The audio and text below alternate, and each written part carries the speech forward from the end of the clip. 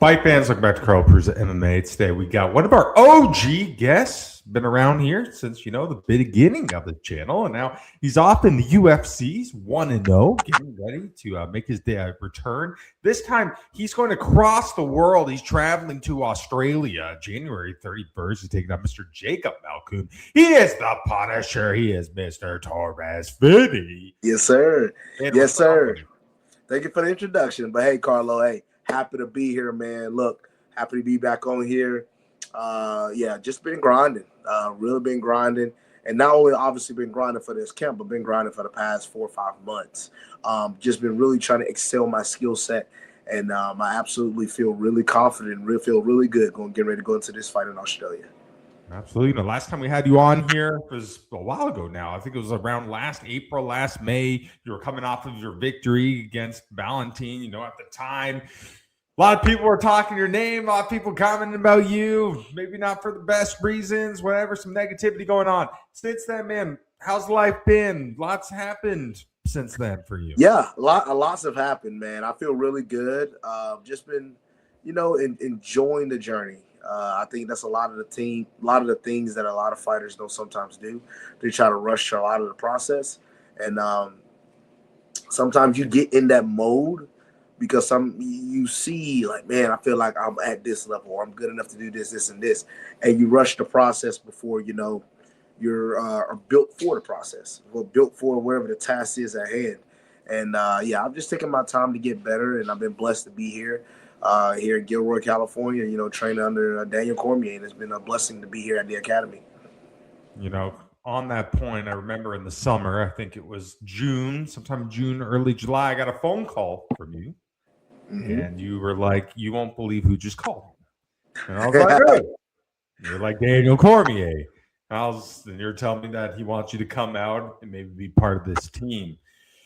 From the get-go with him, obviously you've been there now 5-6 months.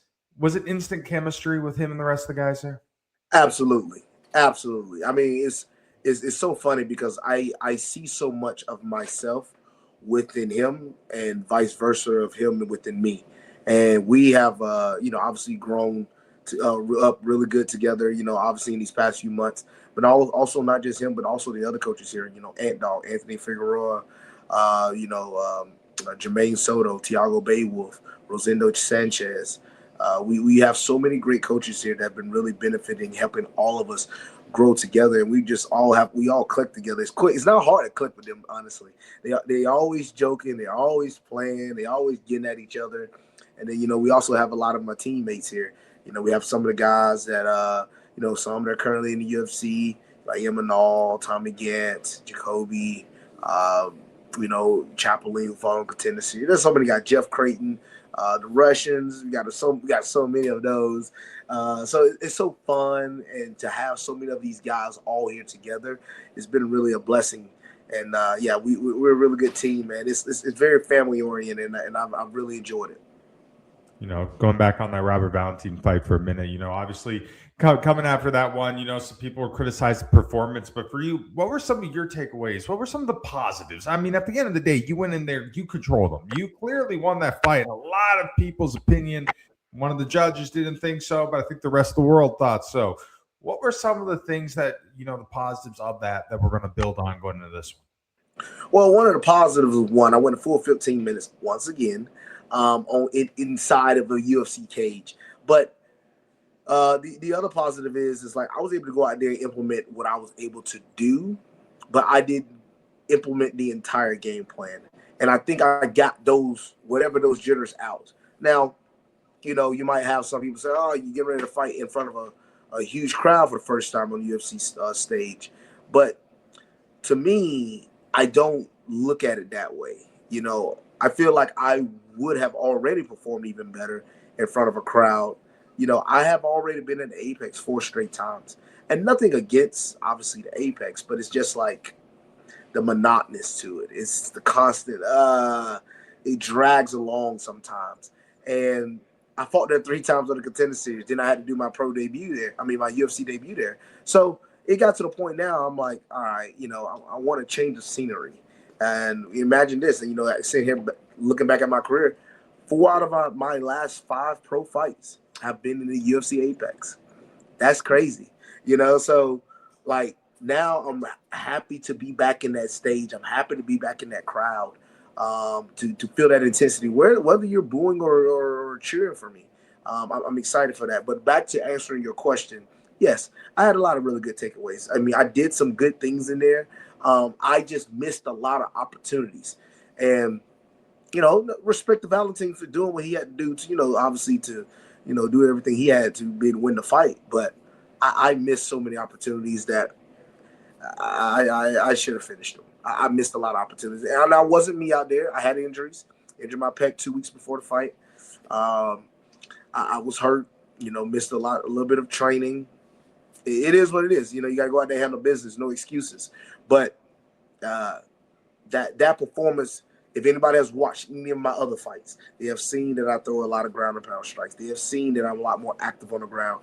As if anybody watched the Contender series fight, just watch those, and you'll see. But it is what it is, good learning experience. Good learning experience. It is kind of crazy when you look at your record. I mean, some people see 1-0, but the fact that you've been on there, the Contender Series 3 times, you've fought under the UFC umbrella now 4 times. But you look at some of those names on the Contender Series. The first guy you beat, Yuri Panfarov. At the time, undefeated guy. You were able to knock him off. He went out week 1 of the Contender Series. Week 2, or second time out there, Cam Ralston, guy you're going to be fighting alongside in Australia, coming off of a huge finish against Andre Petrusky. Is it pretty cool now, now that you're in, seeing some of these other guys have success as well? It is. So that's, as a lot of fighters would love to, I think I'm amongst the majority. You would love to see anybody that you've beaten keep winning and beat everybody else, and that's been everybody I have fought on the Contender Series haven't lost another fight since they fought me. And they fought other fights along the head. Cameron fought 5 fights since he fought me. Finished every single one of them. Yuri fought 3 fights since he fought me. He finished all of them except for the one on Contender, but he dominated. He dominated the guy the UFC had already signed. Then they brought him on the Contender Series. Yuri smoked him. I thought Yuri deserved a contract, honestly. So, I Rami's doing his thing. So I knew I was on that level. And I think for me, it showcased to the world, wow, he's definitely not regional scene worthy anymore.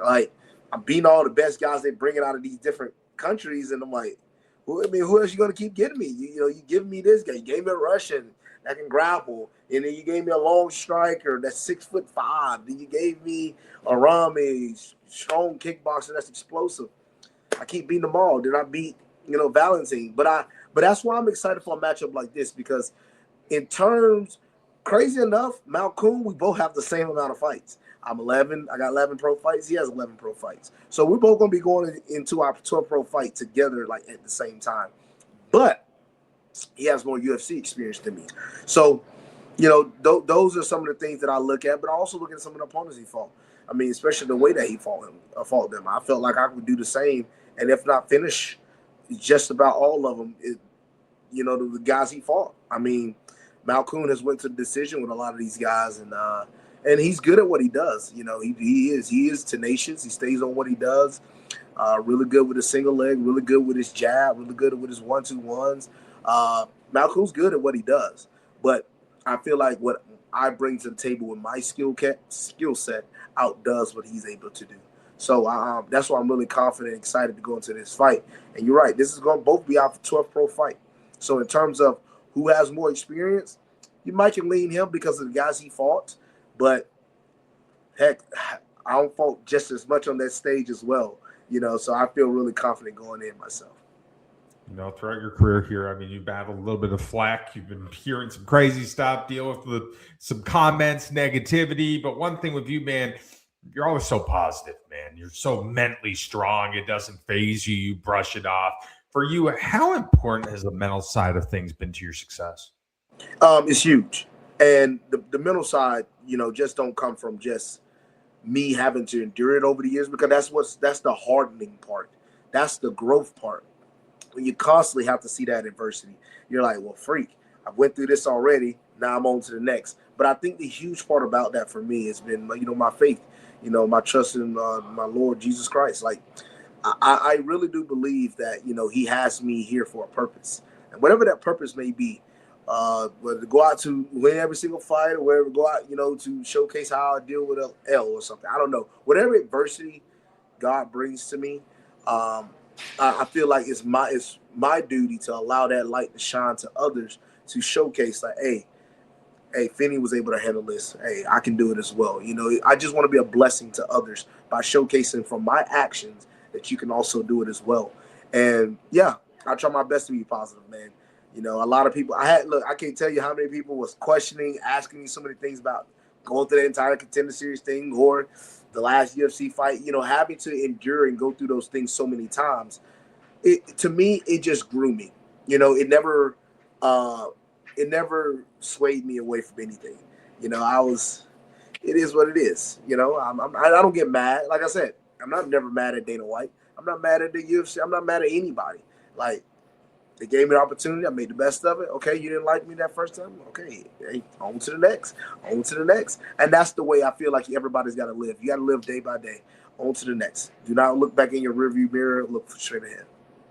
Absolutely. Following the bouncing fight, you're really embracing like kind of that role of the heel, kind of like a low-key villain doing interviews, sunglasses on. If you don't like it, beat me. Well, now you get to go in Australia. You get to fight in the dude's home country here. Is it pretty cool to be able to go in there, maybe like kind of play that spoiler type role?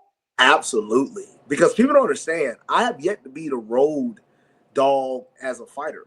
Like, I come from football, also wrestled, but like I'm accustomed to, we have a home game and a road game, away game. And for me, like, this is an away game. And while, yes, I had to go to Vegas or I had to go to Florida or I had to go here and there, those felt like home fights for me, man. Those felt like I had, in terms of me, I think I had the crowd on my side in those fights, even if it was the Apex. I had a lot of people in my families going to those fights as sponsors and people. So I had a lot of people at every single one of my fights so far. But now they're definitely going to be outnumbered in Sydney, Australia, especially the place he was born and raised. So I'm really excited for how this is going to go because I finally get to be the road team. I finally get to be the road dog and be to go into somebody else's home and have to compete with them. So I'm looking forward to it. I've been looking forward to it. I've actually said I've always wanted to do this. Fight somewhere else, so I ain't got to worry about like being the home guy. Like, I want the booze. I want everybody in there to be against me because some people feel like that's a lot of pressure, which it is pressure. Don't get me wrong, but I look forward to the moment. I want that, like, cause sometimes having too many attaboy, hey, I'm behind you. I love that. Don't get me wrong. Everybody needs that. I love that. But sometimes, man, it makes you fight harder when everybody in there just hates you and they want to come after you. And then you just saying like, oh, okay. Well, what you going to do when I whoop your boy? And what you going to do when I keep going and y'all can't do nothing about it? What you going to do, boo me, throw something at me? I don't care. So I look forward to that moment.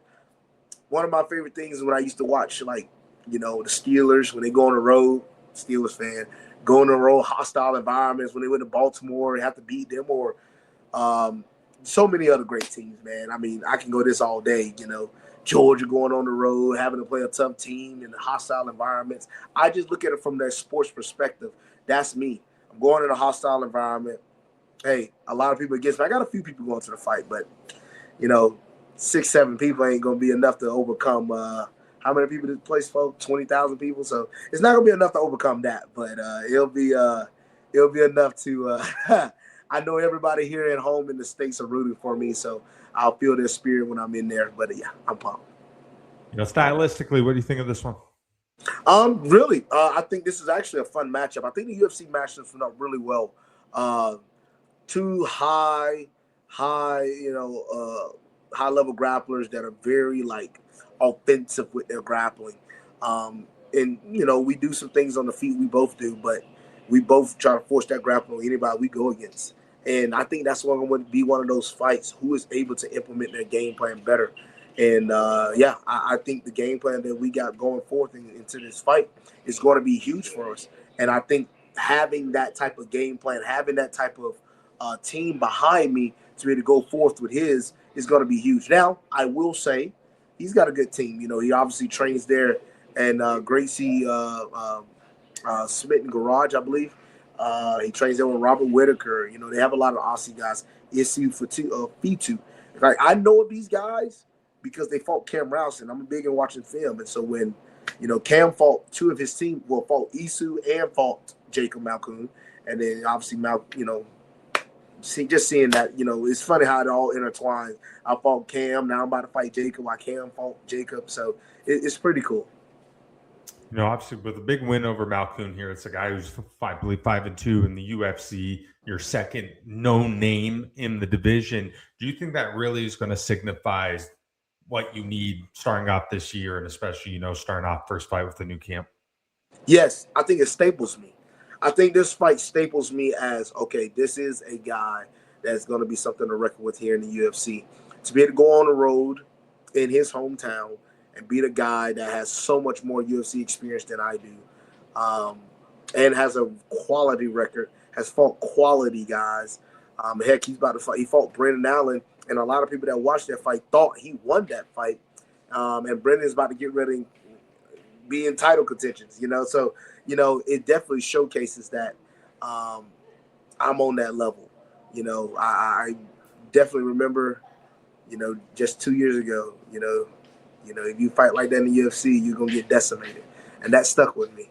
So this fight is always a big remembrance on that quote that was said by Dana. So this is always going to be me every single time. Like, okay, well, I beat this guy that's experienced. Well, I beat this guy. This guy been in this long. So I think this fight for me, it staples me.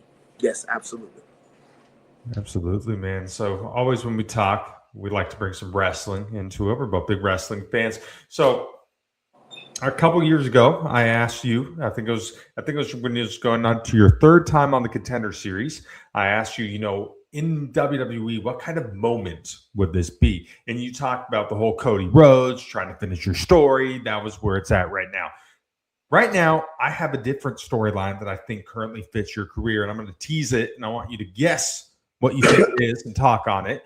There was a dude probably about 6, 7, 8 years ago. He was the big dog. He was the big name, getting booed out of every arena. He was the big baby face. Roman Reigns, yes. Reinvented himself, became the tribal chief, became one of the biggest names ever. Everyone loved him. Everyone can't get enough of him.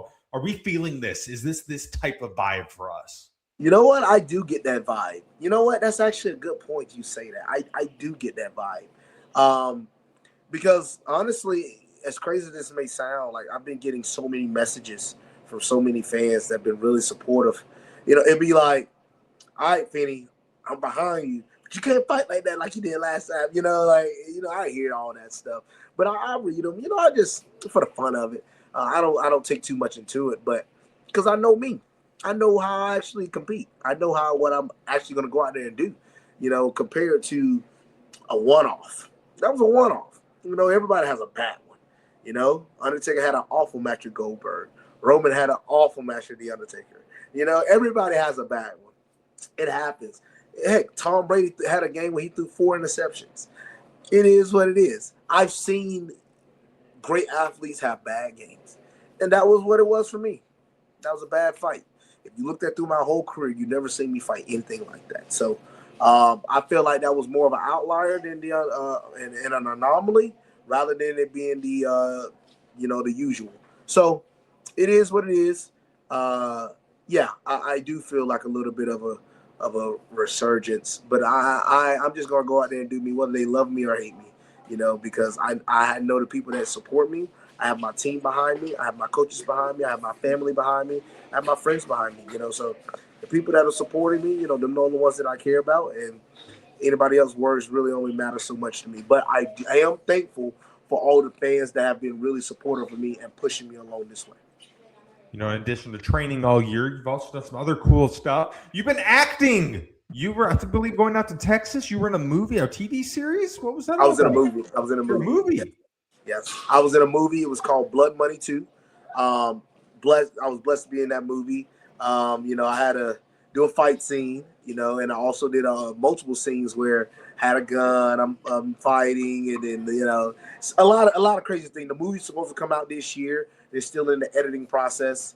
Yeah, it's supposed to come out this year. It's supposed to be coming out on Prime, Amazon Prime. So yeah, definitely tune in. It definitely be on my social medias whenever that movie comes out. But yeah, I definitely can't wait for that. You mentioned we talked about maybe hearing some comments on social media. It's such a crazy place. One thing you discovered this year, there's a page, I believe, on Twitter named after you. Yes, that's funny. Somebody, I don't know who it is, but somebody put a page called Death to Torrez Finney on Twitter, and it just hates anything that I do. It's like death. It put Joseph Stalin, Adolf Hitler, and like me. So look, hey, it is what it is. I'm not mad at it. Hey, do your thing, man. If you hate me that much to do that, so be it. So I don't know, because he even put out a post or something like that on New Year's Day or something.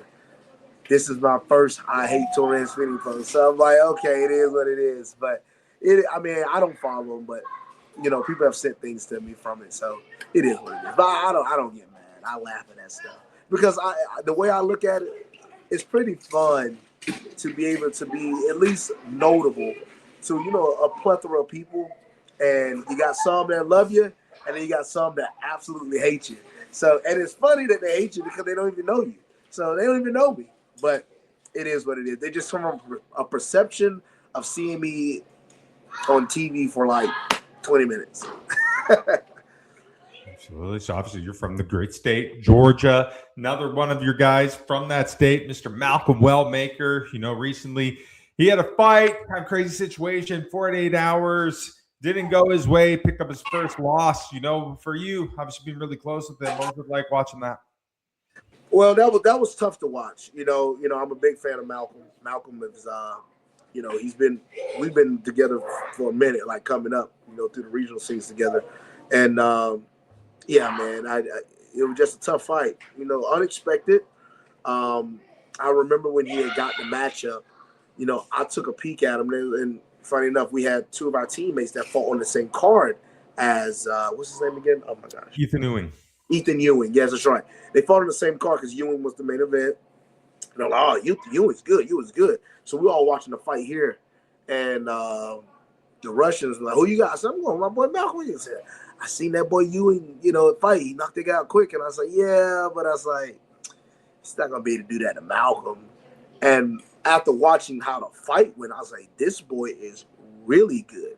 And it caught me off guard how good he was. Because I'm going to be honest, as a fan, you would think, they're going to give Malkoun somebody pretty good, to just keep it going. And, but as an athlete, you have to pay attention to those things. But for me as a fan, I didn't look much into him. I thought, Malkoun will knock this guy out quick. He just fought last week. And then to see how Ethan Ewing performed. And I give Ethan a lot of credit, man. Props to him, brother, to be able to come in on a week's notice and be able to perform like that on one of the biggest stages, which is Madison Square Garden, against a prospect like Malkoun, which we all know is a really good fighter. That's you're one of the toughest, man. So really props to Ethan Ewing for being able to go on the road and do that. Right now, how much fun are you having right now in this journey? Oh, I'm loving it. There was a moment where it stalemated. It stalemated for me a bit.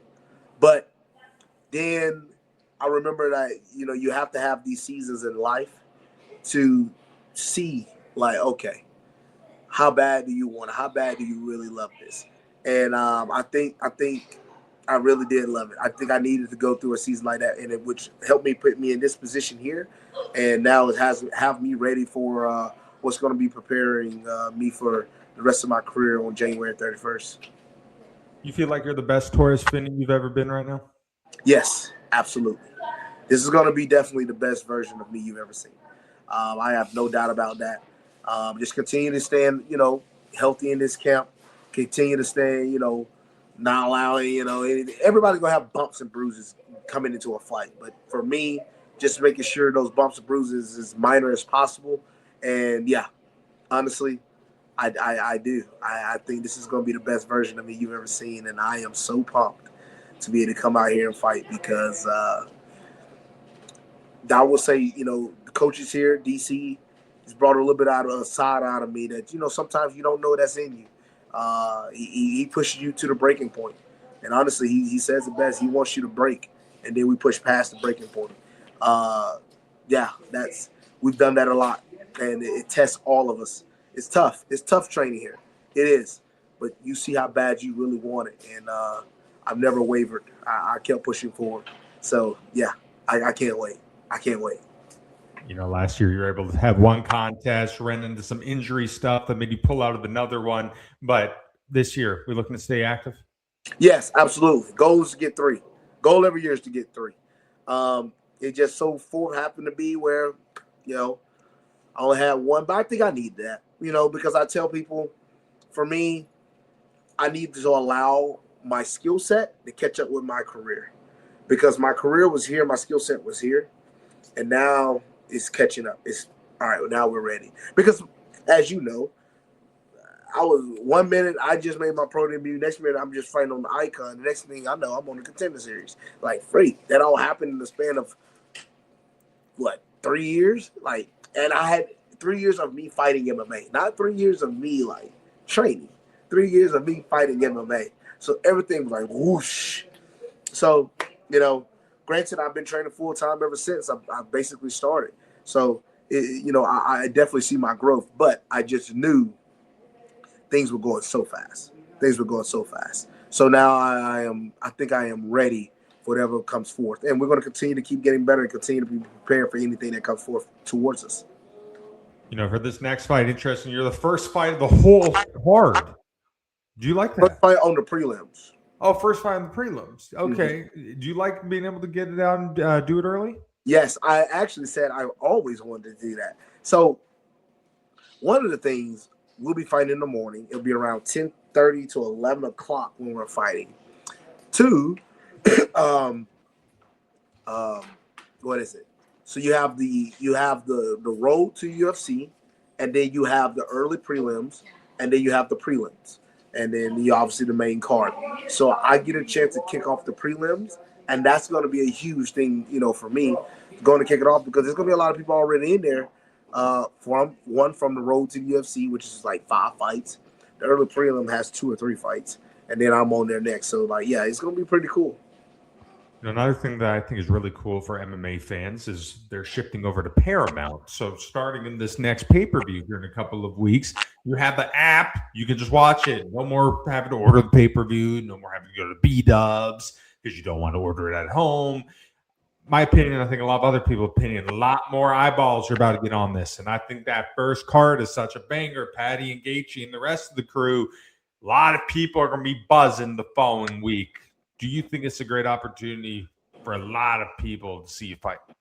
Yes, it is. Obviously this is a really big card. A lot of people are going to be tuned in. So yeah, got a lot of people watching. And yeah, this is a great opportunity for me to go out there and showcase. And same thing for Malkoun. Malkoun, he ain't fought in 2 years. So see what he's bringing to the table. So I think it's a great opportunity for both of us. And all the people that's on the card, I think all the people that are in Australia, and then all the people that's on the first card, and all the people that's currently on this card. So these cards are coming. And, as I've seen in the first 3, there's only 2 Apex cards. So they're going to be in a lot of cities this first quarter of the UFC schedule. Absolutely. All right, Ben, we're going to do the last question for you. And we've done this enough. You know what's coming. And I know you're not going to fully answer it, but you're going to do what you always do. In a perfect world, what is the ideal outcome? January 31st, make your return to the UFC against Jacob Malkoun. The perfect world, as you know, at the end of the fight, regardless of how it goes, whoever is announcing is calling the winner out of the blue corner, because I'm going to be out of the blue corner, and my hand gets raised victorious once again, I'm becoming 12-0. That's the only thing that matters to me. So, yes, I guarantee you, on January 31st, at the end of that fight, my hand will be raised. That's all to it. Now, how it comes, I have an idea how it comes. But we're going to wait and let the whole world see how it comes. after your fights, when you get to pick up the mics, always a show that you put on. You cut an amazing promo in there. Are we saving maybe some fireworks for Australia when we get on the mic? Yes, we are. Yes, we are. We definitely going to get on that mic. We're going to have some fun. Heck, I think maybe DC might be interviewing me. I don't know. I guess he's on the commentary table, so he might be the interviewer. But yeah, I can't wait. Can't wait. Absolutely. Well, Torrez, man, thank you so much. Always take the time out of camp. Excited to see you get back in there, and wish you nothing but the best, my friend. Yes, sir. Thank you very much. Absolutely. That's it for us today. I'm Carl Peruzza. He is the Punisher. He is Mr. Torrez Finney. And when Finney's on here, we only close this up on one way. And if you can smell, that's right. What Torrez is cooking. Woo! Air Fight fans.